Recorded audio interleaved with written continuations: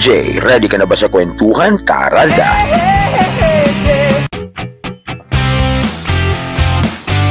Balik Barangay Bugbungkugon muna tayo mga kakwentuhan para sa malakasang pagtitipon ng mga kapwa natin local vloggers. Nadala ko na po kayo dito ng mga 2 beses na. Pero pasensya nga po muna sa boses natin. Masama pa po ang ating pakiramdam nang ini-edit natin to. Uy, kamusta po kayong lahat mga kakis? Na-miss ko na po kayong lahat. Sana po na-miss nyo rin ako. Punta po tayo sa Purok Malinawon dito sa may Barangay Bugbungkugon, Banay-Banay, Davao Oriental. At bibisitahin natin ulit si Kadagat. Ang ganda din po talaga ng lugar na to. Nakita nyo naman kahit hindi ko na ikwento. Hindi dito si Kadagat. EJ, nung kwento mo, kumusta?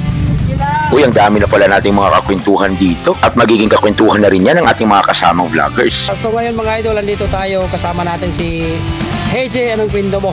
Titik ni Olex, mga kakwentuhan. Bagang kaganda. Bagang kaganda mga idol. Bang dagat? Naa si Kadagat. Hello EJ, anong kwento mo?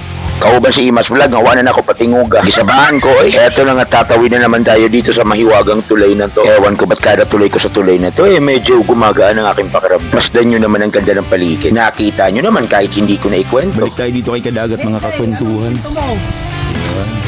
Ready ka na ba sa kwentuhan? Tara na! Tara na sa kwentuhan, kasama sila. Eksaktong January 5 ngayon at anniversary din ng EJ, anong kwento mo? Kaya malakasan din ang pakiramdam, kasama sila. At habang nagre-ready sila para sa lulutuing ulam, mapakita ko muna sa inyo yung lugar kung nasan kami. Bali maliban sa malapit ito sa dagat, itabing ilog din ito. Kaya naman napapaligiran din ito ng mga mayayabong na bakawan. Nakita nyo naman kahit hindi ko na ikwento. Bilangin nyo nga kung makailang beses kong sasabihin yan. Bali ito nga pala yung mga magiging ulam natin ngayong araw. Kakatakam, di po ba? Bagong huli po yung mga yan. Sariwang-sariwa. Kaya nga po sinisimulan na nila yung paghahanda. Ito na nga't nagpakitang gilas na si Imas Vlog. Mutirada doon sa kinilaw nga pasayan mga higala. Nakain ka na ba ng kinilaw na sugpo? Masarap po yan, manamis-tamis. Basta ang importante, kailangang linisin ito ng maayos. Excited na tuloy akong tumikim ng kinilaw na sugpo na yan. At habang nag-prepare sila ng mga pagkain kakainin natin, bay bigla akong napansin paparating. Kung napansin nyo, ginawan ko na rin ito ng reels ng mga nakaraang araw. Bali itong bangka nga po pala, isa sa mga means of transportation nila dito. Pasensya po, medyo karalgal pa talaga yung boses ko. Bali yung pangunahing hanap buhay nga po pala ng mga taga dito yung pangingisda. At ang bangka ang isa sa pinakamahalagang bagay para sa kanila. Hey Jay,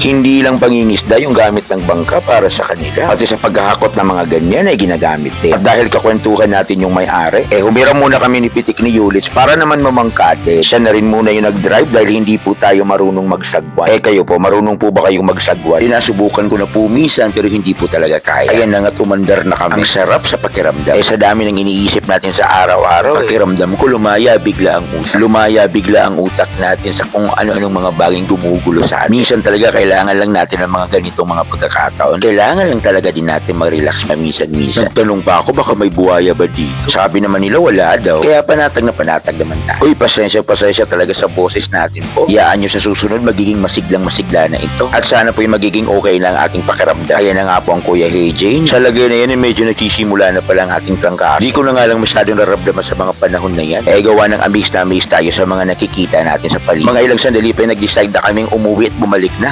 Medyo nagutom na rin po kasi talaga kami. Naalala ko tuloy yung mga luto ni Imas Vlog. Magkakatikiman na mamayang konti kaya abangan nyo na lang. buwan titikman natin Live to ako kay wapak ka live kaso pa dili ka na makaisa pa. Kaya jaya yung natin. Sarap. Sarap ng suka.